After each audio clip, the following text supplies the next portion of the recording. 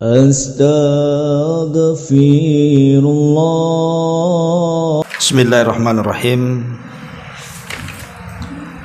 Assalamualaikum warahmatullahi wabarakatuh. Alhamdulillah wassalatu wassalamu ala Rasulillah wa ala alihi wa sahbihi wa mawalah wa la hawla wa la quwata illa billahi wa ba'du.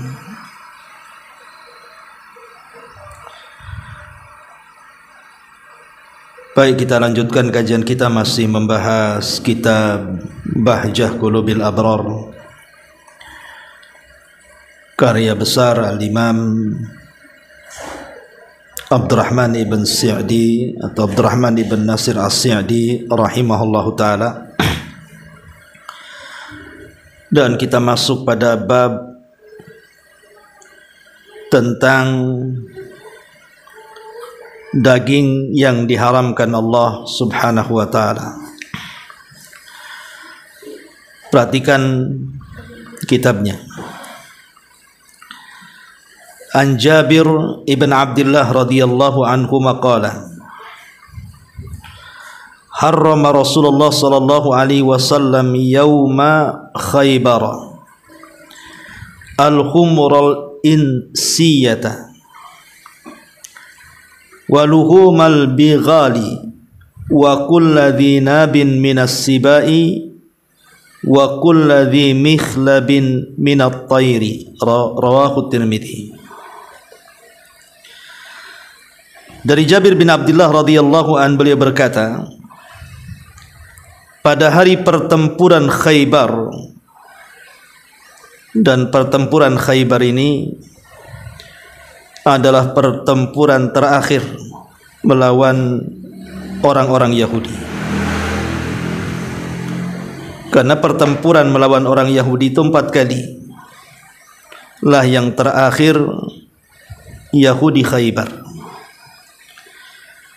dan dimenangkan oleh kaum muslimin karena jasa Ali bin Abi Thalib radhiyallahu an yang membawa panji kemenangan. Rasulullah sallallahu alaihi wasallam dalam perang ini mengharamkan daging keledai peliharaan.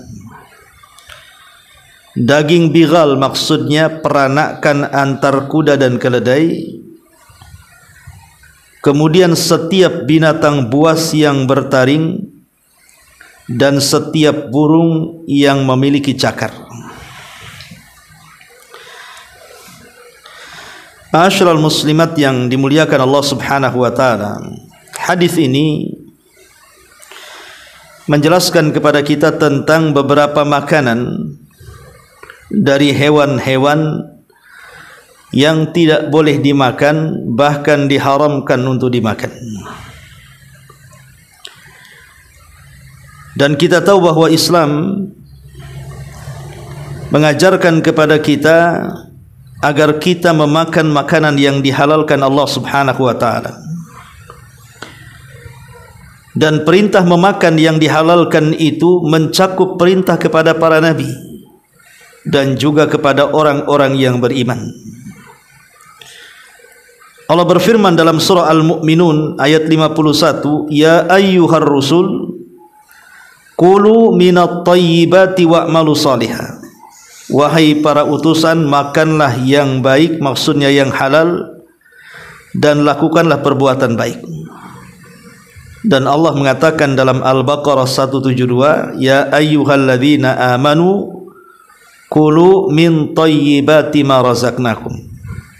Wahai orang-orang yang beriman, makanlah dari yang baik, maksudnya yang halal, dari yang telah kami rizkikan kepada kalian. Kita tahu bahwa yang halal itu sudah jelas. Maksudnya binatang-binatang yang dihalalkan dimakan itu sudah jelas. Begitu juga binatang-binatang yang diharamkan Allah subhanahu wa ta'ala sudah jelas. Walaupun pada dasarnya bahwa segala macam yang ada di bumi ini sebenarnya boleh-boleh saja kita makan. Karena Allah mengatakan huwallazi khalaqalakum ma fil ardi jami'a.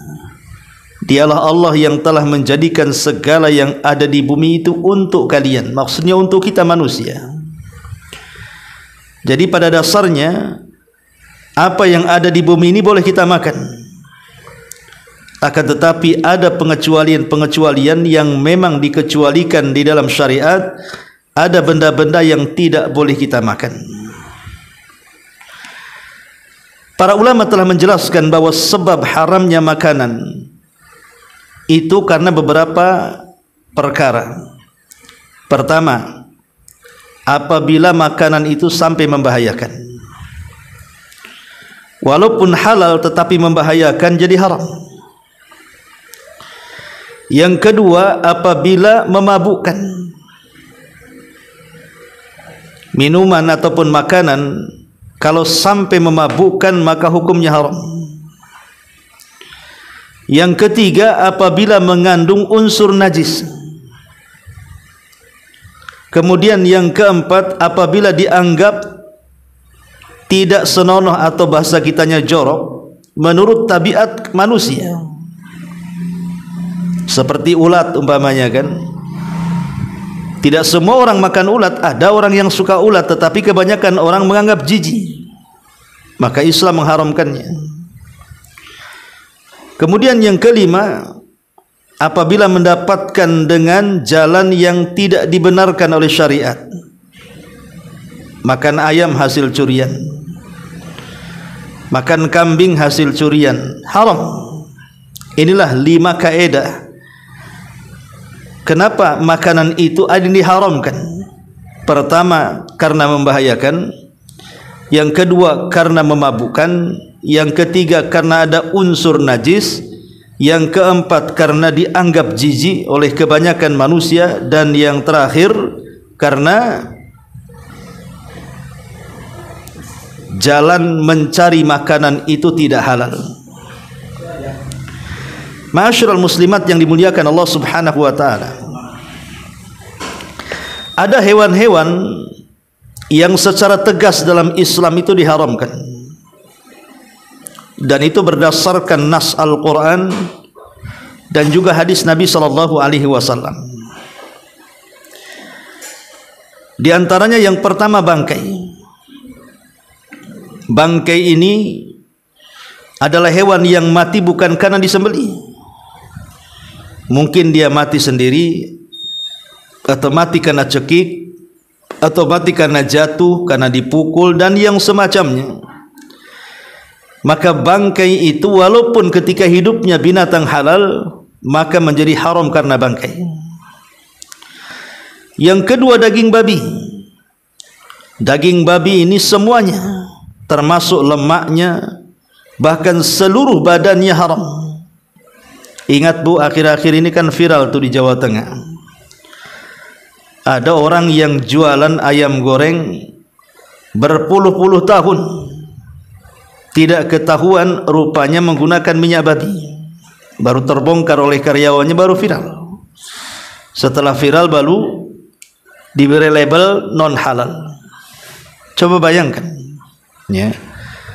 Betul memang di situ ayam itu halal, tapi kalau digoreng dengan lemak babi menjadi haram karena ada campuran babinya. Kemudian yang ketiga, hewan yang disembelih bukan karena menyebut nama Allah, asal gorok saja, menyebut nama selain daripada Allah Subhanahu wa taala. Jadi dia ketika menyembelih tidak baca basmalah, asal sembelih. Kemudian yang keempat, hewan yang diperuntukkan untuk selain Allah. Mungkin menyembelihnya baca basmalah, tetapi diperuntukkan kepada selain Allah Subhanahu wa taala, seperti acara-acara kesyirikan yang ma'ruf di negeri kita, dilempar ke laut, ke lautan, dilempar ke gurun-gurun, ke gunung-gunung, ke kawah-kawah. Maka hewan persembahan kepada selain Allah Subhanahu wa taala menjadi haram. Lah ini berdasarkan nas Quran. Bangkai, daging babi, hewan yang disembelih tidak menyebut nama Allah, atau hewan yang disembelih diperuntukkan untuk selain Allah, Subhanahu wa ta'ala. Lah, keempat perkara ini dicantumkan dalam satu ayat. Dalam surah Al-Maidah ayat 3 Allah mengatakan hurrimat alaikumul maitata waddama wa lahmal khinzir wa ma uhilla li ghairillah. Diharamkan bagimu memakan bangkai, darah, daging babi, daging hewan yang disembelih atas nama selain Allah Subhanahu wa ta'ala. Ini diantara 4 hewan yang sudah jelas-jelas dagingnya haram dimakan berdasarkan nas Quran. Adapun hewan-hewan yang menurut Islam diharamkan berdasarkan hadis Nabi sallallahu alaihi wasallam banyak. Pertama, sebagaimana hadis yang kita bahas ini, memakan keledai jinak. Memakan keledai jinak haram karena yang mengharamkan Nabi sallallahu alaihi wasallam. Bahkan dahulu di zaman Nabi sallallahu alaihi wasallam pernah terjadi kelaparan. Saking laparnya tidak ada yang dimakan. Terpaksa kemudian mereka menyembelih keledai mereka yang biasa mereka tunggangi, yang biasa mereka gunakan untuk kendaraan, mengangkut barang dan yang semacamnya. Karena laparnya disembelih. Tiba-tiba setelah daging itu disembelih, kemudian dimasak tinggal makan, turun syariat pengharaman tidak boleh makan daging keledai peliharaan. Maka para sahabat pun melemparkan daging-daging itu padahal mereka sedang lapar. Ini yang pertama. Yang kedua, segala hewan yang bertaring, apapun jenis hewannya, kalau dia bertaring maka haram. Dan itu berdasarkan hadis Sa'labah radhiyallahu an, nahan Nabi sallallahu alaihi wasallam an akli kulli dhinabin minas sibah. Nabi melarang memakan setiap hewan bertaring yang sangat buas. Jadi bertaring dan buas. Maka ini yang kedua. Seperti contohnya harimau, buaya, macan dan yang semacamnya. Kemudian yang ketiga, segala jenis burung.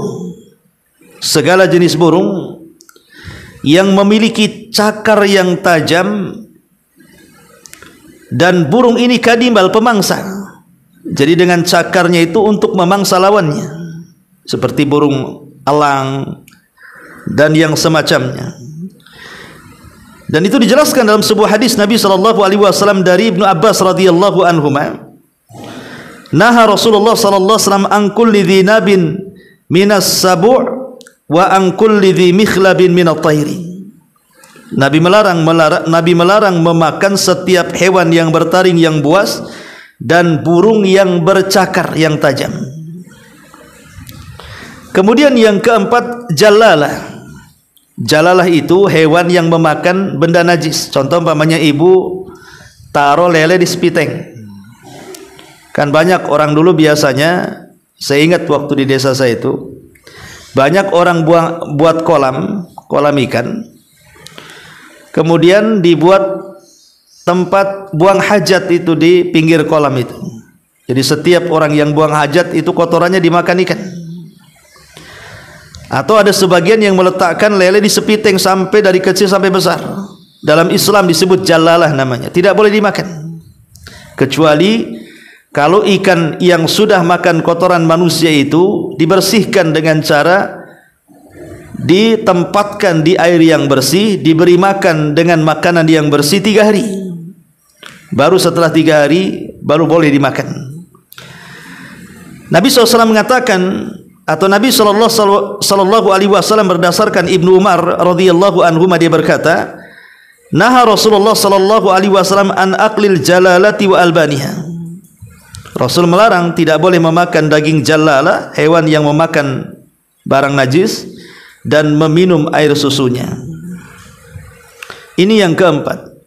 Kemudian yang kelima, tikus. Tidak boleh orang memakan tikus, karena tikus itu termasuk fawasik. Fawasik itu maksudnya hewan yang fasik, yang suka mencuri. Makanya hati-hati, jangan seseorang tertipu dengan daging tikus. Karena sekarang daging tikus itu sudah berubah jadi bakso tuh. Ya. Hati-hati, asal jangan makan bakso saja, nanti daging tikus pula. Yang keenam, tidak boleh memakan kalajengking. Kemudian yang ketujuh, tidak boleh memakan burung gagak. Yang kedelapan, tidak boleh memakan burung elang atau raja wali. Dan yang kesembilan, anjing galak. Lah para ulama berselisih tentang anjing galak ini, maksudnya kalbun akur. Jumhur ulama menjelaskan bahwa yang dimaksud dengan anjing galak adalah anjing itu sendiri. Maksudnya anjing yang ma'ruf kita kenal, di mana-mana ada anjing kan, itu haram, tidak boleh.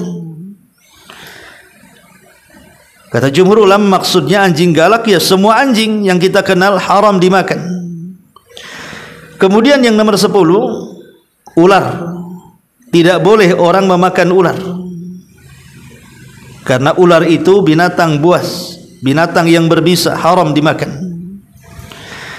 Kemudian yang nomor 11, tidak boleh memakan cicak ataupun tokek.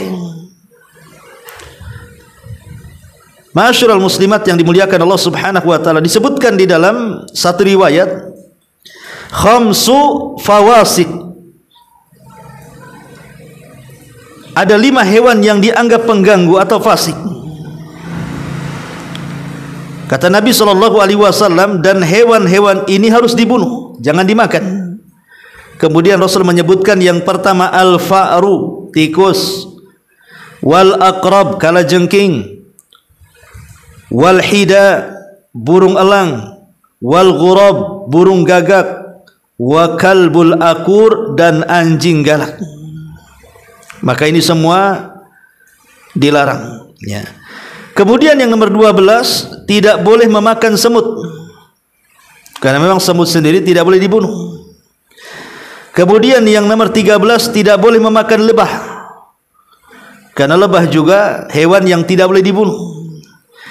Kemudian tidak boleh memakan burung hudhud dan burung surad, dan itu berdasarkan hadis Nabi SAW. Nahan Nabi SAW an qatli arba'ati minad dawab. Kata Rasul melarang untuk membunuh 4 hewan. Kemudian Rasul mengatakan an-namlatu semut, an-nakhlatu lebah, al-khudkhudu burung hudhud, as-surad burung surad. Ini yang ke-15. Begitu juga setiap hewan yang memakan benda-benda kotor, tadi sudah dijelaskan atau disebut dengan jalala. Termasuk juga yang ke-16 adalah memakan kodok atau katak. Karena dijelaskan dalam hadis, nahan Nabi SAW an qatli difda. Rasul melarang tidak boleh makan kodok. Coba bayangkan, dari 16 poin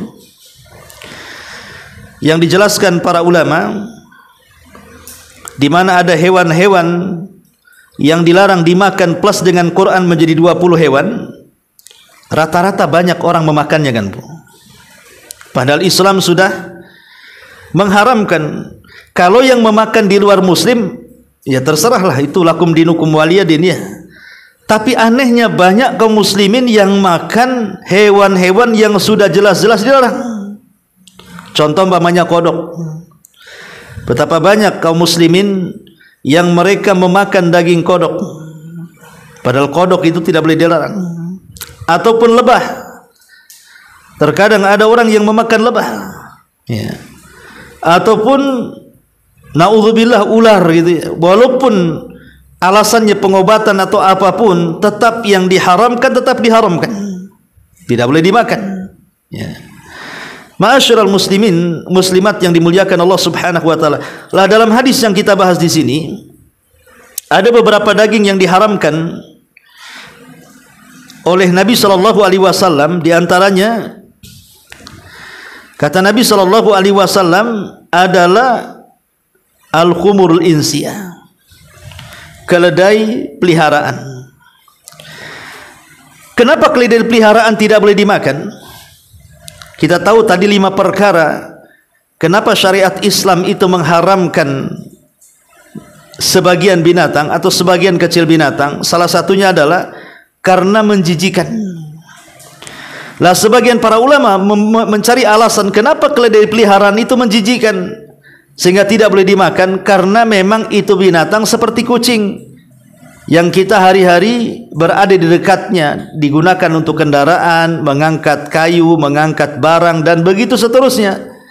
Makanya kenapa kemudian dilarang. Begitu juga bighal. Bighal itu artinya ibunya keledai, bapaknya kuda, atau sebaliknya. Maka apapun yang terlahir dari dua pasangan ini, kuda dan juga keledai, disebut bighal, maka tetap haram hukumnya. Termasuk setiap yang dzinabin minas siba, kata Rasul. Setiap binatang yang berkuku tajam untuk menerkam dan memakan. Wa kulladzi mikhlabin minat thair, termasuk juga burung-burung yang punya cakar untuk menerkam seperti elang, gagak dan yang semacamnya. Lah kata pengarang di sini, adapun hewan yang hidup di darat, Allah membolehkan semua hewan yang baik seperti 8 jenis binatang ternak dan selainnya. Demikian pula dihalalkan hewan-hewan buruan liar seperti burung dan yang selainnya. Hewan darat yang diharamkan hanyalah hewan-hewan yang buruk yang telah disebutkan ciri-cirinya secara umum. Terkadang disebutkan namanya secara khusus sebagaimana dalam hadis ini, yaitu keledai peliharaan dan juga bighal. Beliau bersabda, karena itu adalah sebuah benda najis. Adapun keledai liar seperti zebra dan yang semacamnya, ada yang mengatakan halal. Allah juga mengharamkan hewan buas yang memiliki taring seperti serigala, singa, harimau, rubah, anjing dan yang semacamnya, hyena, ya. Demikian pula setiap burung bercakar yang digunakan untuk memangsa seperti elang dan juga gagak dan yang semisalnya, maka itu tidak boleh. Adapun hewan-hewan yang kita dilarang membunuhnya seperti burung surad sejenis cendet di sini ya terjemahnya, atau hewan-hewan yang kita pelihara untuk membunuhnya, setiap seperti gagak dan semisalnya, semua itu haram dimakan. Pokoknya kaedahnya, hewan yang diperintahkan untuk dibunuh, maka dimakannya menjadi haram.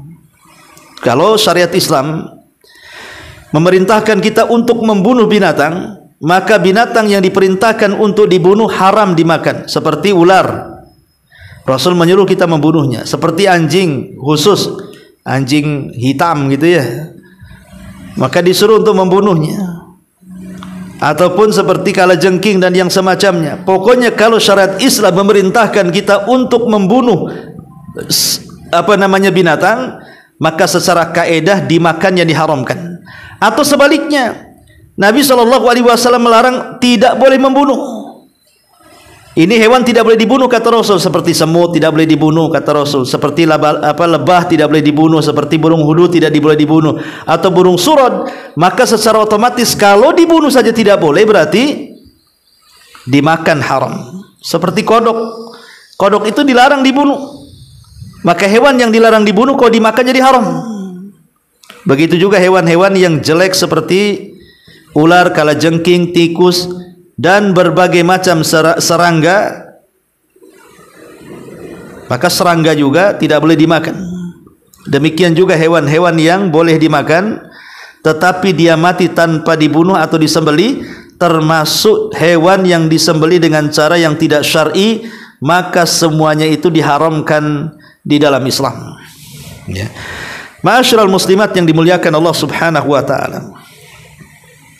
Kenapa begitu ketat syariat Islam ini memilah dan memilih bahwa ada hewan-hewan yang boleh dimakan baik secara zatnya ataupun halal karena caranya. Begitu juga ada hewan-hewan yang diharamkan baik secara zatnya atau caranya, karena memang memakan sesuatu yang diharamkan ke dalam rahimahullahu ta'ala. Beliau mengatakan, "Lau kumtu maqama hadhihi sariyati lan yanfa'uka syai'un hatta tangdura ma yudkhal fi batnika halalun am haramun." Kalau seandainya aku berdiri di tempat Sariyah, mungkin dia jadi tawanan perang, kemudian dihadapkan kepadanya makanan, maka saya tidak akan memakannya walaupun saya berhajat, namanya tawanan, lapar kan, walaupun saya sangat ingin makan, kecuali saya akan melihat apakah makanan yang saya makan itu halal ataukah makanan yang saya makan itu haram. Lihat bagaimana ulama dulu, walaupun dalam posisi menjadi tawanan perang, lapar, tawanan musuh, tapi kalau dikasih makan tidak sembarang makan. Bahkan sebagian para ulama sampai mengatakan, bima talinul qulub, kenapa kau bisa lembut hatimu? Maka para ulama menjawab, bi aklil halal, karena saya suka makan yang halal. Jadi ulama salaf sampai mengatakan seperti itu. Bahkan Umar bin Khattab radhiyallahu an, dia mengatakan, bil wara'i amma harramallahu yuqbalud du'a wa tasbihu. Kata Umar bin Khattab, dengan cara wara', menjauhkan dari yang diharamkan Allah subhanahu wa ta'ala, maka setiap doa dan tasbih akan diterima oleh Allah subhanahu wa ta'ala. Bahkan Salih bin Abdullah radhiyallahu anhu rahimahullah ta'ala mengatakan, an-najatu fi thalathatin, keberuntungan itu ada di 3 perkara. Aklul halali, makan halal, wa adul faraidi, melaksanakan yang wajib, wal iqtida'u bin nabi, dan mencontoh nabi. Jadi kalau ingin selamat, kata Sahal ibn Abdullah, lakukan 3 perkara. Pertama, makan yang halal, yang kedua lakukan kewajiban, yang ketiga ikuti nabi. Kemudian juga sebagian salaf mengatakan 4 perkara yang akan bermanfaat bagi hidupmu. 5 perkara, khamsu khisalin, 5 perkara, biha tamamul amali, dengan 5 perkara itu sempurnalah amal setiap hamba. Jadi kalau ingin sempurna amalan kita kepada Allah subhanahu wa ta'ala, lakukan 5 perkara. Yang pertama, al-imanu billah, beriman kepada Allah. Yang kedua, ma'rifatul haqqi, mengenal kebenaran. Yang ketiga, ikhlasul amali lillah, mengikhlaskan amal karena Allah. Yang keempat, al-amalu ala sunnah, beramal karena sunnah. Dan yang terakhir, aklul halali, makan dari makanan yang halal. Maka kalau 5 perkara ada pada jiwa kita, maka sempurnalah amalan kita. Bahkan Imam Bukhari rahimahullah tadi kenal punya ayah, tidak pernah memasukkan benda-benda haram ke perut Imam Bukhari. Lihat bagaimana Imam Bukhari menjadi imam dunia, karena sejak kecil dimasukkan makanan-makanan yang dihalalkan Allah subhanahu wa ta'ala. Dan perlu diketahui, ada seorang tabi'in namanya Yusuf ibn Asbat rahimahullah ta'ala mengatakan, idza ta'abbada syabu yaqulu iblis, kalau ada anak muda rajin beramal, rajin beribadah, maka iblis akan mengatakan kepada anak buahnya, unzuru min aina mat'amahu, lihat dari mana makanan dimakan anak muda itu. Fa in kana mat'amu su', da'uhu, kalau dia makan makanan yang buruk, yang haram, walaupun dia ahli ibadah, biarkan saja. Tetapi kalau seandainya dia makan dari makanan yang halal, maka jangan tinggalkan, goda terus sampai dia kalah. Ya. Makanya Nabi SAW sampai senantiasa mengajarkan doa kita, Allahumma qfina bihalalika an haramik, ya Allah cukupkan kami dengan yang halal, jauhkan kami dari yang haram. Ma'asyiral muslimat yang dimuliakan Allah subhanahu wa ta'ala, sampai Nabi satu hari dia menemukan kurma yang jatuh di bawah ranjangnya, tidak berani memakan, Bu. Dia karena takut kalau seandainya kurma itu bukan kurma hadiah tapi kurma sedekah, jadi masuk pada syubhat, ditinggalkan sama Nabi SAW. Bahkan Abu Bakar Siddiq radhiyallahu anhu pernah memakan makanan yang diberikan oleh bekas budak yang dimerdekakan, yang kemudian pura-pura jadi dukun, kemudian benar ramalannya, diberikan hadiah berupa sekeranjang kurma. Kemudian dihadiahkan oleh Abu Bakar. Setelah dimakan, Abu Bakar bertanya, dari mana kau kurma ini dapat? Dia mengatakan, aku pura-pura jadi dukun, katanya. Maka dia pun memasukkan tangan jari ke mulutnya, memuntahkan sehabis-habisnya, sampai orang-orang di sekitarnya, wahai Abu Bakar, berhentilah, nyawamu akan keluar. Kata Abu Bakar Siddiq radhiyallahu anhu, sekalipun 100 nyawa keluar aku rela, karena aku tidak memasukkan makanan haram ke keluarga Abu Bakar Siddiq radhiyallahu anhu. Lihat bagaimana para ulama dulu itu, dan Nabi SAW serta para sahabat dan para tabi'in, mereka berusaha untuk tidak memakan makanan yang diharamkan Allah Subhanahu wa taala, karena besar sekali akibatnya. Pertama, ya, qabulul amali, adamu qabulil amali aklul malil haram. Salah satu yang menentukan amal kita diterima adalah makan makanan yang halal. Artinya salah satu ciri amalan kita ditolak ketika kita memasukkan makanan yang diharamkan. Yang kedua, jadi yang pertama amal kita ditolak, ya. Yang kedua, makanan yang diharamkan kalau kita makan itu dosa besar, tidak boleh. Kemudian yang ketiga, orang yang memakan makanan haram itu tidak akan diijabah doanya.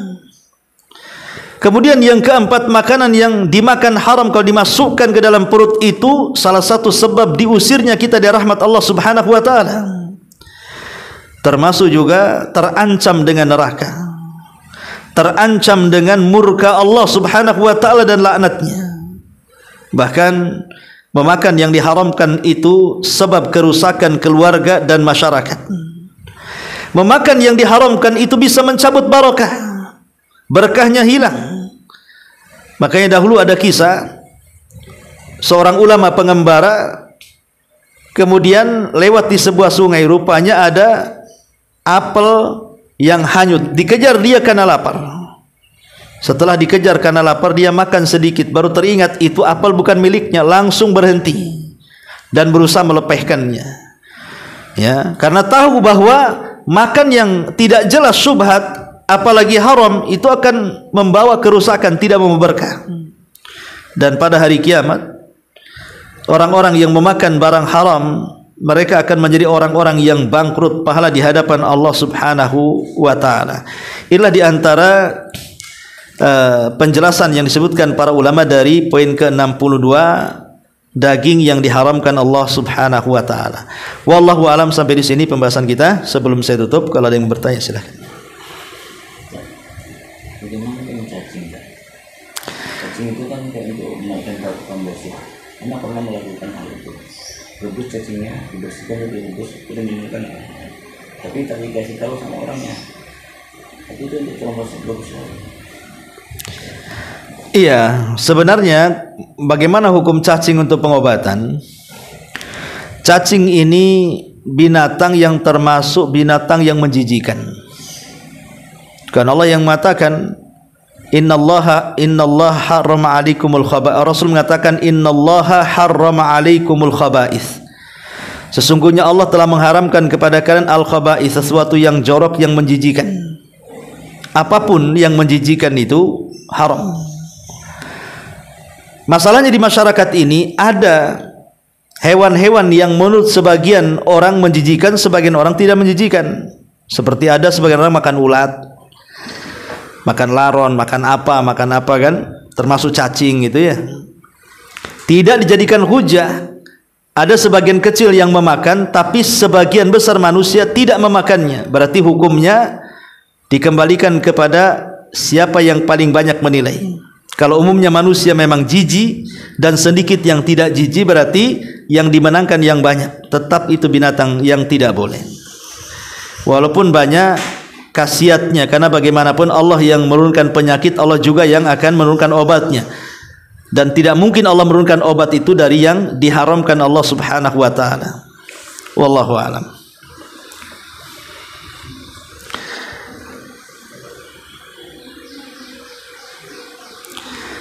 Tidak ada.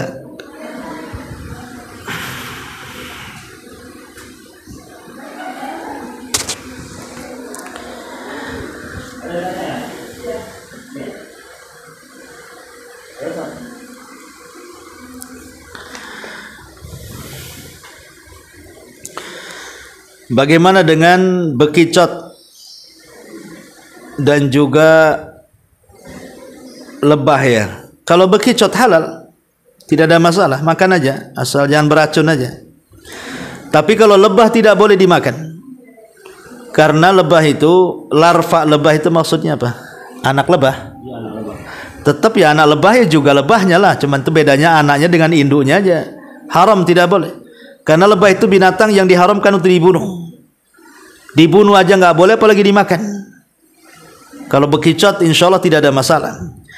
Kemudian di luar tema, hukum bekerja sebagai cleaning service rumah ibadah kaum kufar.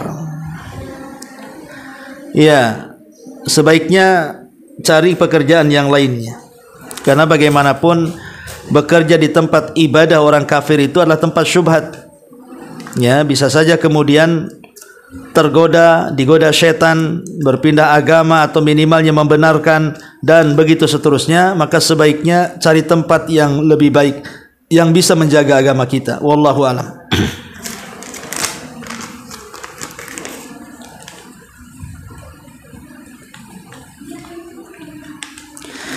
Ustadz, maaf bertanya, apa maksud sembelian ahli kitab itu halal? Ya, sembelian orang Yahudi atau Nasrani. Jadi kalau tidak ada orang Islam, kemudian ada orang, kita punya tetangga Nasrani atau Yahudi, kita suruh saja mereka menyembelih. Tetapi syaratnya dua, penyembelian ahli kitab halal itu dua syaratnya. Pertama, dia tidak boleh menyebut nama Isa atau nama Uzair, tetap yang disebut nama Allah. Yang kedua, di tempat yang disembelih, maksudnya lehernya, bukan dibanting, bukan dicekik, bukan dilempar dan begitu seterusnya. Ya. Wallahu a'lam. Subhanaka bihamdika asyhadu an la ilaha illa anta astaghfiruka wa atubu ilaik. Allahu taala alam. Assalamualaikum warahmatullahi wabarakatuh.